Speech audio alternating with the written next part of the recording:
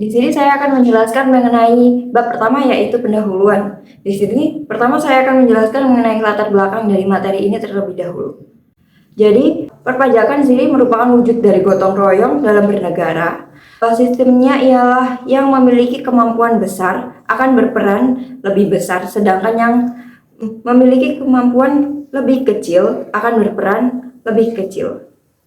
Dan bagi yang tidak mampu, tidak diwajibkan untuk membayar iuran. Nah, agar pemungutan pajak dapat terlaksana dengan baik dan adil, maka pajak harus diatur oleh ketentuan hukum. Saat ini, pajak menjadi sumber pendapatan negara terbesar. Peningkatan penerimaan perpajakan terhadap pendapatan negara membawa dampak positif yang dapat diartikan bahwa aktivitas ekonomi dalam suatu negara berjalan dengan baik. Direktorat Jenderal Pajak (DJP) melihat bahwa upaya untuk melakukan edukasi mengenai aspek perpajakan yang tercakup pada produk dan jasa keuangan adalah suatu kebutuhan.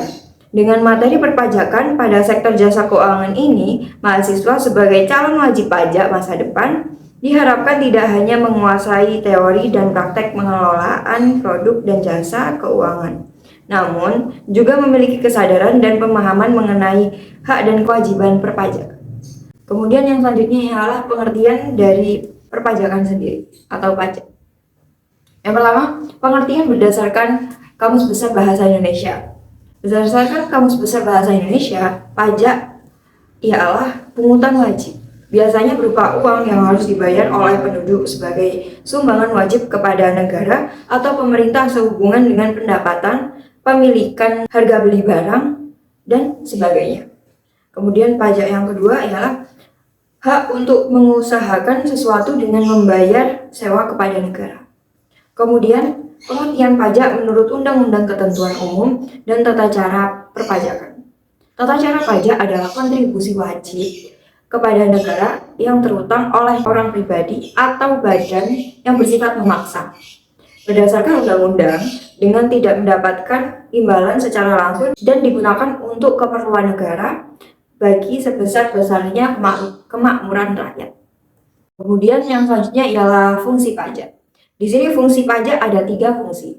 Yang pertama ialah fungsi budgeter, yang artinya ialah fungsi pajak ini mengatur masuknya pajak ke kas negara yang kemudian dialokasikan untuk membiayai pengeluaran pemerintah, baik pemerintah pusat maupun pemerintah daerah. Kemudian yang fungsi kedua ialah fungsi regulatory atau fungsi mengatur.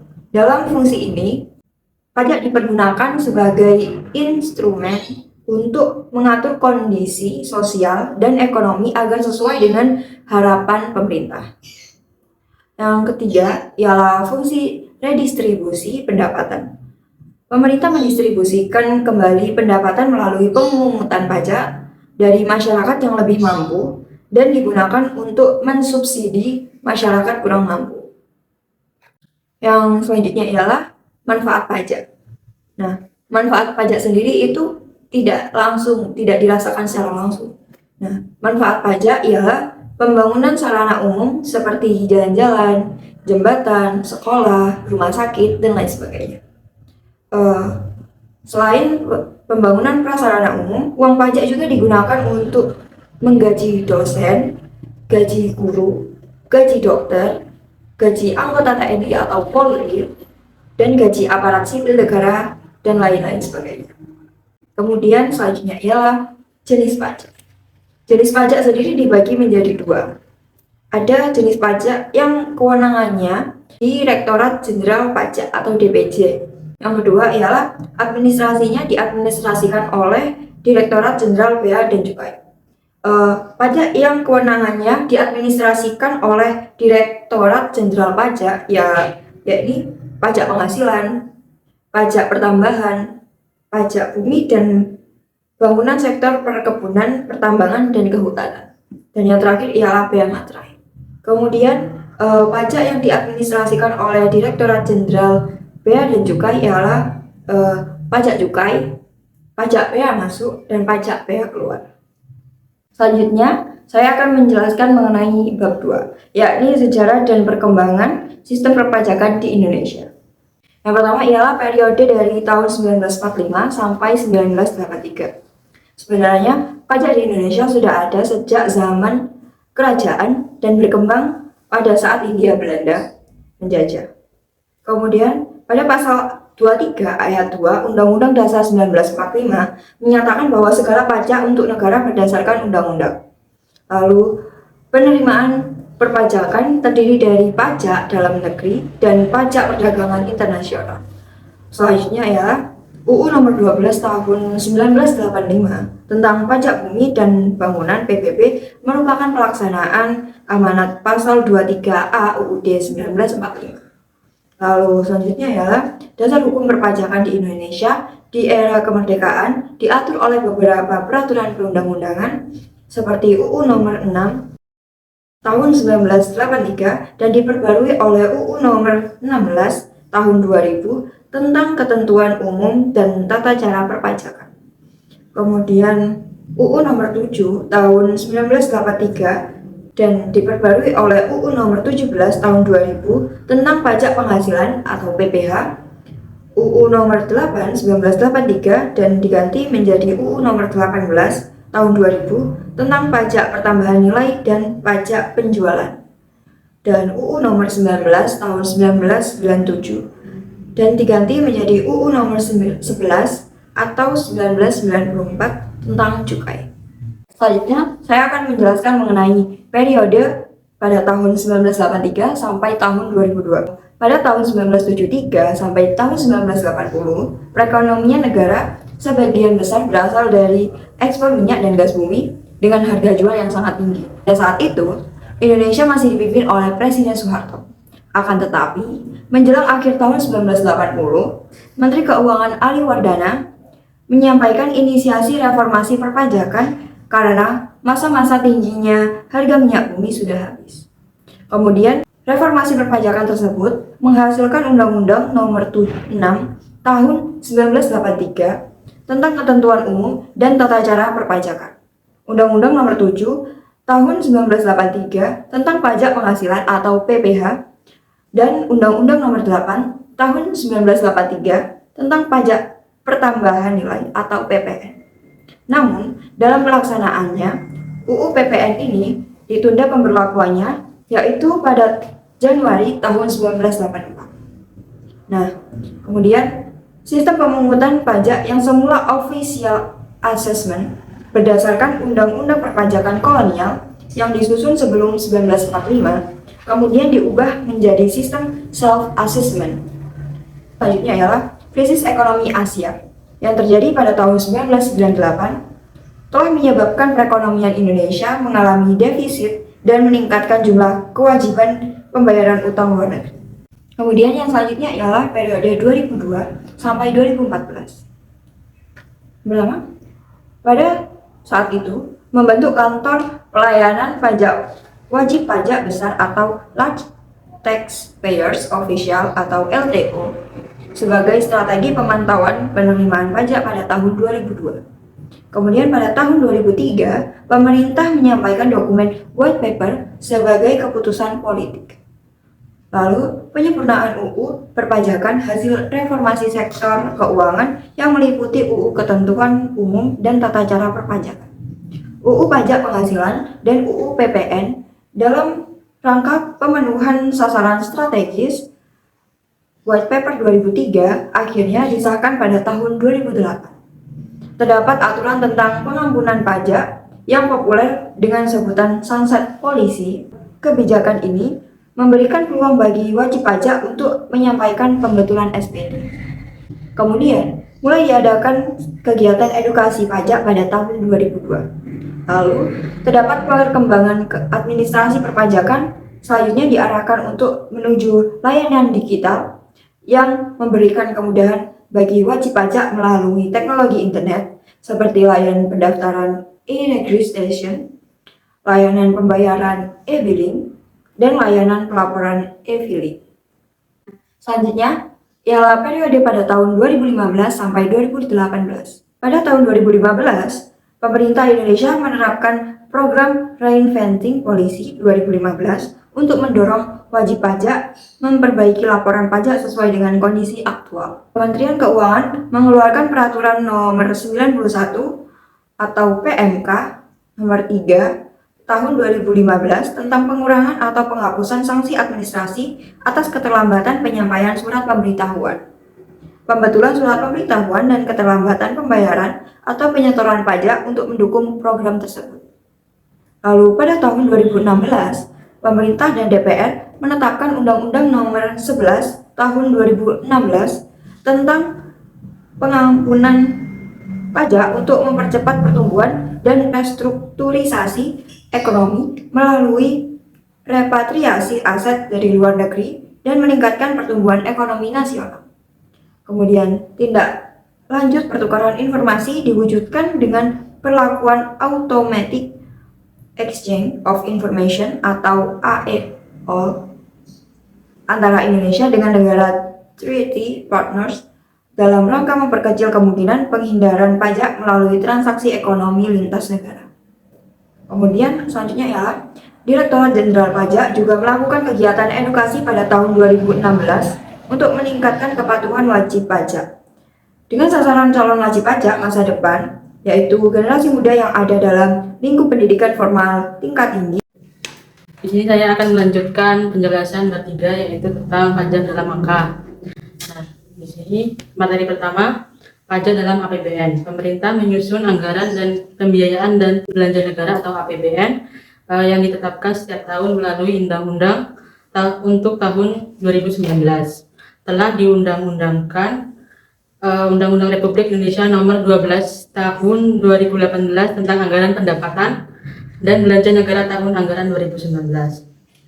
Selanjutnya, dalam APBN 2019 direncanakan pembelanjaan negara sebesar 2,461 triliun yang digunakan untuk belanja pemerintah pusat sebesar 1,634,3 triliun, belanja kementerian atau lembaga sebesar 855,4 triliun dan transfer ke daerah dan dana sebesar 826,8 triliun. Untuk pembiayaan belanja di atas, pemerintah merencanakan penerimaan dari dalam negeri sebesar 2,165,1 triliun yang berasal dari penerimaan perpajakan sebesar 1,786,4 triliun. Penerimaan negara bukan pajak sebesar 378,3 triliun, serta hibah sebesar 400 miliar, kekurangan pembiayaan diperoleh dari pembiayaan uang sebesar 305,3 triliun, dan pembiayaan investasi yang mengurangi utang sebesar 75,9 triliun. Selanjutnya, yang materi pertama, tax ratio yang masih rendah. Tax ratio adalah perbandingan antara penerimaan pajak dengan produk domestik bruto yang dihasilkan oleh suatu negara. Yang rendahnya tax ratio memberikan indikasi bahwa pemungutan pajak masih belum optimal. Masih banyaknya sektor ekonomi yang belum masuk dalam sistem administrasi perpajakan. Yang kedua, penerimaan pajak dalam konteks penerimaan negara. Peranan pajak dalam pembiayaan pembangunan memberikan kontribusi sekitar 75% APBN. Berdasarkan data statistik, kontribusi pajak mengalami peningkatan dari tahun ke tahun, yaitu 74% pada APBN 2014 menjadi 83,1% pada APBN 2019. Sementara sumbangan dari penerima sumber daya alam presentasinya semakin menurun. Sementara itu, penerimaan perpajakan terdiri dari penerimaan pajak serta bea dan cukai yang masing-masing dikelola oleh Direktorat Jenderal Pajak dan Direktorat Jenderal Bea dan Cukai pada APBN 2019. Penerimaan pajak direncanakan sebesar 1.577,6 triliun dan penerimaan bea dan cukai sebesar 208,8 triliun. Selanjutnya, yang ketiga, kepatuhan pajak. Tidak tercapainya penerimaan dalam 10 tahun terakhir serta masih rendahnya tax ratio di Indonesia mengindikasikan masih rendahnya kepatuhan wajib pajak dan masyarakat Indonesia dalam memenuhi kewajiban perpajakan.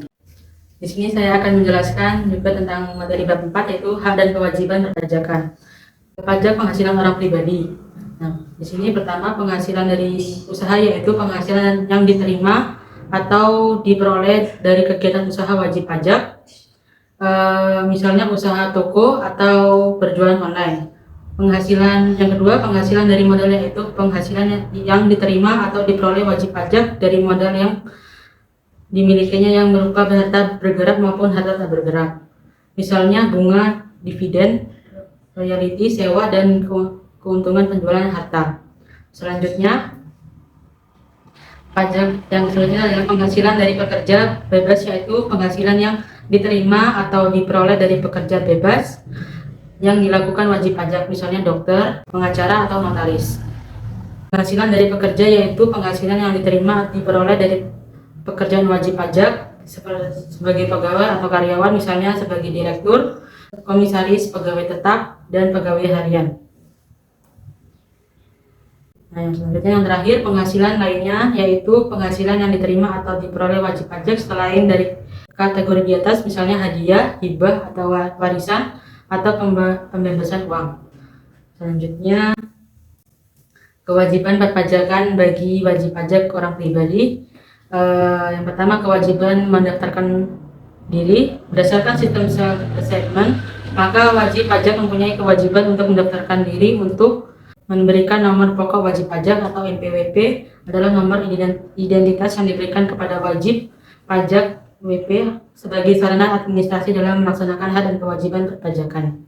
Selanjutnya, yang kedua, kewajiban menghitung pajak. Secara garis besar, item-item yang dipertimbangkan dalam perhitungan pajak secara self-assessment yaitu penghasilan, pengurangan penghasilan, penghasilan neto, penghasilan pajak, tarif pajak, dan besarnya pajak terutang. Selanjutnya, yang ketiga, kewajiban membayar pajak. Membayar sendiri pajak yang terutang, pembayaran angsuran setiap bulan PPh pasal 25, yaitu pembayaran pajak penghasilan secara angsuran. Yang kedua, pembayaran PPh 29 pada saat penyampaian SPT tahunan. Pembayaran PPh 29 yaitu pelunasan pajak penghasilan yang dilakukan sendiri oleh wajib pajak pada akhir tahun pajak apabila pajak terutang. Selanjutnya yang keempat, kewajiban melaporkan. Untuk mempertanggungjawabkan pemenuhan kewajiban pajak dalam satu masa pajak atau tahun pajak, maka wajib pajak melaporkan kepada otoritas pajak penggunaan surat pemberitahuan SPT. Di sini selanjutnya saya akan menjelaskan tentang bab 5 yaitu pelayanan perpajakan. Pelayanan perpajakan merupakan bagian dari pelayanan publik diberikan kepada wajib pajak sebagai tanggung jawab negara berkaitan dengan kewajiban perpajakannya dengan berpegang teguh kepada prinsip-prinsip kepastian hukum, keadilan, dan kesederhanaan. Adapun jenis-jenis pelayanannya, yang pertama adalah layanan pendaftaran.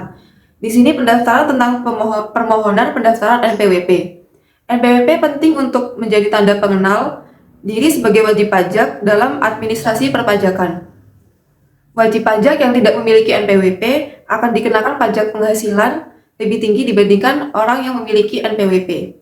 Wajib pajak ini dibagi menjadi dua golongan, yaitu orang pribadi dan badan. Bila belum memiliki NPWP, maka layanan pendaftaran NPWP diberikan kepada pelaku sektor jasa keuangan yang telah memenuhi persyaratan subjektif dan objektif. Adapun cara untuk memperoleh NPWP, pelaku jasa sektor keuangan dapat mendaftarkan diri ke kantor pelayanan pajak atau KPP, kantor pelayanan penyuluhan dan konsultasi perpajakan atau KP2KP, layanan di luar kantor pajak seperti pos pelayanan pajak, mobile tax unit, gerai pajak, dan lain-lain. Lalu yang kedua ada layanan aktivasi Electronic Filing Identification Number atau EFIN. Ini merupakan nomor identitas diri dari wajib pajak yang diterbitkan oleh DJP. Layanan ini diberikan kepada wajib pajak untuk melakukan aktivasi EFIN agar wajib pajak dapat melakukan transaksi secara online. Nantinya wajib pajak akan mendapatkan nomor untuk melakukan transaksi online seperti lapor SPT dan pembuatan kode billing untuk pembayaran pajak melalui aplikasi DJP online atau Application Service Provider mitra resmi DJP. Cara untuk memperoleh EFIN untuk wajib pajak dapat dilakukan dengan cara yang pertama, mendownload dan isi formulir EFIN. Formulir ini bisa diunduh secara online atau memperoleh di kantor KPP. Lalu yang kedua, sampaikan permohonan ke KPP. Setelah mengisi formulir e-fin, lampirkan dokumen yang diperlukan dan berikan kepada petugas KPP. Lalu yang ketiga, melampirkan persyaratan dan dokumen yang dibawa ke KPP untuk membuat e-fin, seperti formulir aktivasi e-fin, alamat email yang aktif, KTP asli atau KITAS, serta kartu NPWP. Lalu langkah yang terakhir, setelah melakukan aktivasi e-fin melalui website DJP online yang dapat digunakan setelah mendapatkan e-fin, yaitu melalui https://djponlinepajak.go.id account login. Layanan yang ketiga yaitu ada layanan edukasi. Layanan edukasi ini dalam rangka ingin memperoleh informasi atau konsultasi perpajakan secara umum yang dapat dilakukan di Helpdesk KPP atau KP2KP atau LDK, yang mana layanan yang diberikan yaitu menyangkut peraturan perpajakan secara umum, layanan praspajak, dan konsultasi perpajakan yang dilakukan di Helpdesk KPP atau KP2KP atau LDK. Yang kedua dapat dilakukan melalui layanan telepon ke call center DJP, yang mana di sini memberikan informasi mengenai perpajakan berdasarkan pertanyaan atau permintaan dari masyarakat atau wajib pajak melalui sarana pelayanan media sosial atau live chat melalui laman www.pajak.go.id. Lalu yang keempat ada layanan administrasi. Yang pertama ini berkaitan dengan pembuatan kode billing pembayaran pajak. Kewajiban wajib pajak untuk melakukan pembayaran dan penyetoran pajak yang terutang. Pembayaran atau penyetoran pajak ini dapat dilakukan secara elektronik melalui sistem billing DJP. Saluran layanan pembuatan kode billing ini dapat dilakukan di KPP atau KP2KP atau kantor pos, aplikasi DJP online, SMS ID billing, Telkomsel, Telerbank, dan lainnya. Lalu yang kedua berkaitan dengan layanan pelaporan SPT. Saluran wajib pajak untuk layanan pelaporan SPT dilakukan langsung ke TPT di KPP atau KP2KP atau di layanan di luar kantor. Lalu bisa juga melalui pos atau jasa ekspedisi atau kurir, melalui saluran elektronik, atau bahkan melalui pihak ketiga layanan yang diberikan oleh pihak tiga yaitu application service provider. Untuk pelaporan SPT terkait dengan aspek jasa keuangan, antara lain yang pertama pelaporan SPT masa PPh pasal 23 dan atau pasal 26.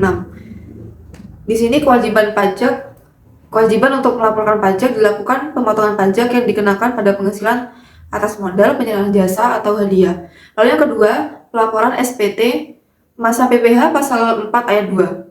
Di sini maksudnya kewajiban untuk melaporkan pajak atas seperti penghasilan dalam bentuk bunga deposito, bunga obligasi, penghasilan yang diperoleh dari transaksi saham, penghasilan yang diperoleh atas transaksi pengalihan harta, dan lainnya.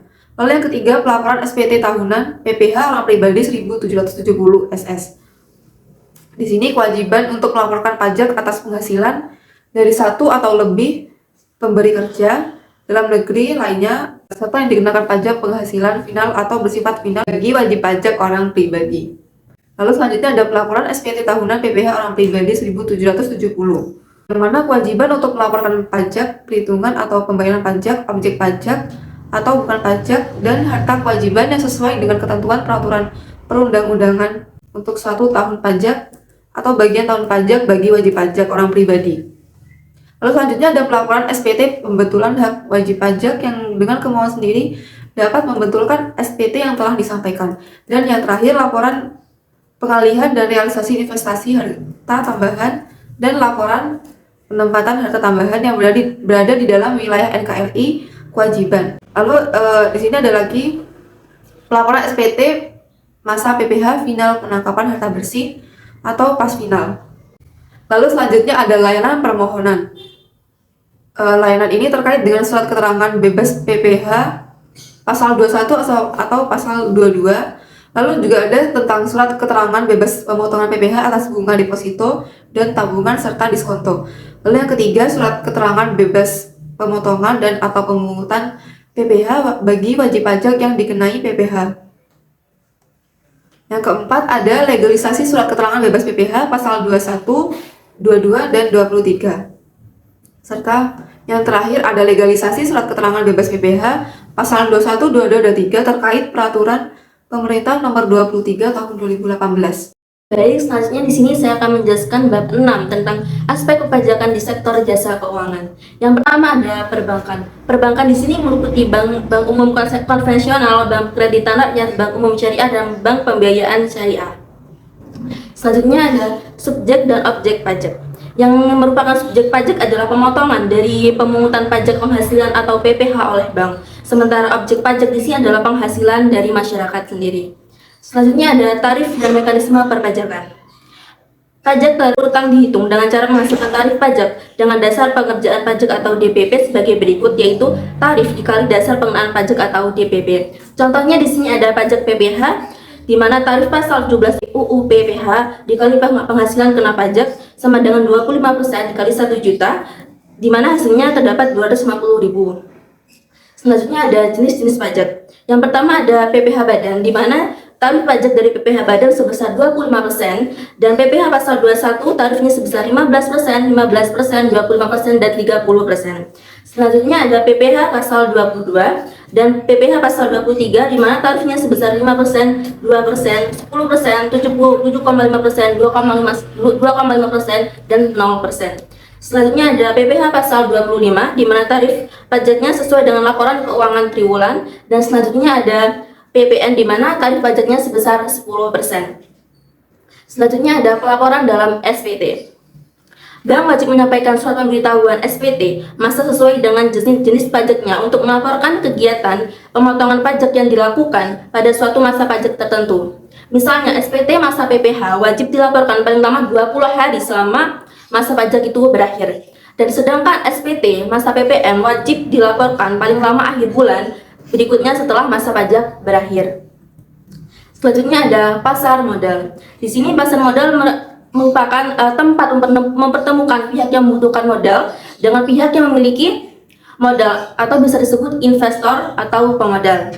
Instrumen keuangan yang diperdagangkan di pasar modal meliputi saham, obligasi, reksadana, exchange traded fund, atau derivatif. Pertama, perpajakan dalam investasi saham. Pajak yang dilaporkan dalam lampiran tersebut merupakan pajak yang bersifat final dan telah dipungut oleh penyelenggara bursa efek, sehingga investor hanya cukup mencantumkan sebagai pelaporan saja dalam SPT tahunan OP. Selanjutnya ada perpajakan dalam investasi surat utang atau obligasi.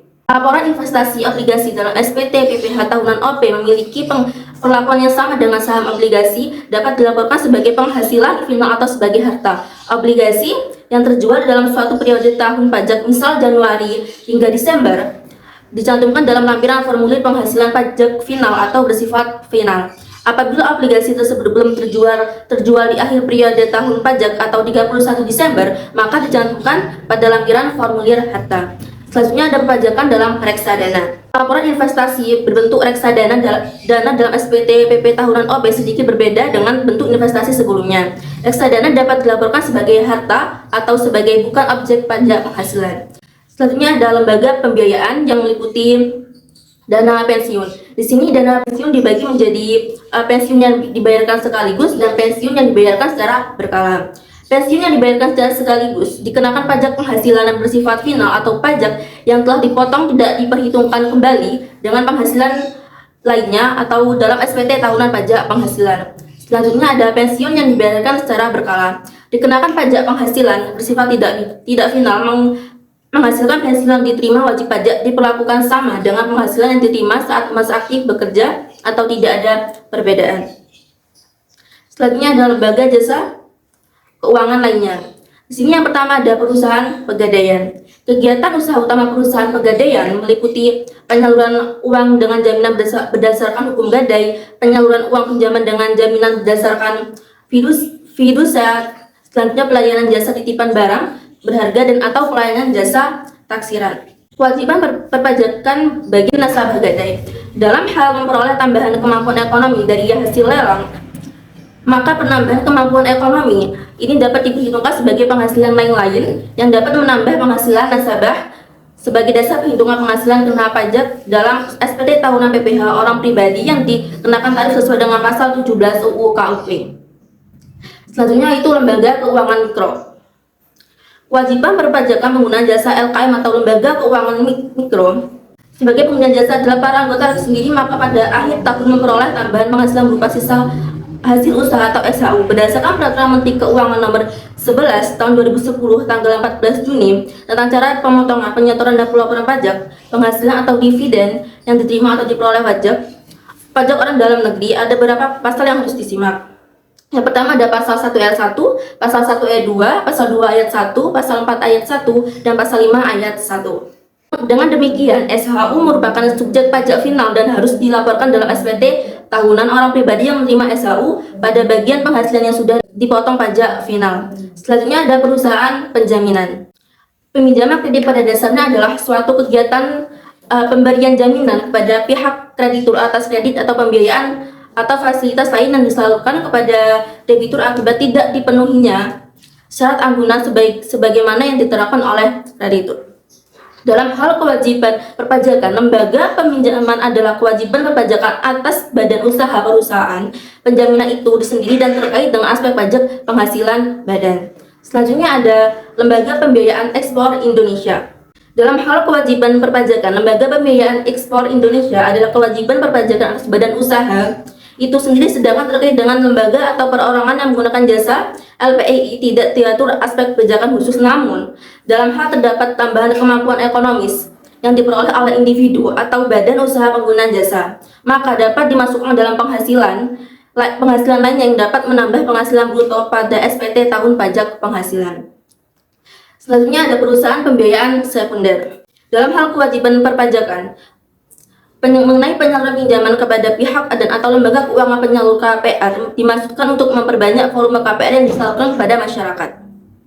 Sehingga pembiayaan sekunder perumahan adalah kewajiban perpajakan atas badan usaha perusahaan pembiayaan tersebut. Sedangkan terkait dengan lembaga atau perorangan yang menggunakan jasa pembiayaan tidak diatur aspek perpajakan khusus, namun dalam hal terdapat tambahan kemampuan ekonomi yang diperoleh oleh individu atau badan pengguna jasa perusahaan pembiayaan perumahan tersebut, maka dapat dimasukkan ke dalam penghasilan lainnya yang dapat menambah penghasilan bruto pada SPT tahunan pajak penghasilan.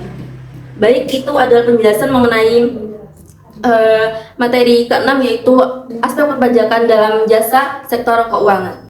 Jadi kesimpulannya adalah pajak merupakan pungutan wajib berupa uang yang harus dibayar oleh penduduk sebagai sumbangan wajib kepada negara atau pemerintah. Saat ini pajak menjadi sumber pendapatan negara terbesar. Penerimaan perpajakan yang meningkat membawa dampak positif yang dapat diartikan bahwa pendapatan negara menjadi tanda aktivitas ekonomi dalam suatu negara berjalan dengan baik. Sebagai warga negara Indonesia yang mampu, kita harus selalu membayar pajak karena hal ini merupakan kewajiban kita. Selain itu, kita juga perlu untuk ikut serta dalam mengedukasikan mengenai pajak kepada orang-orang awam dan generasi selanjutnya.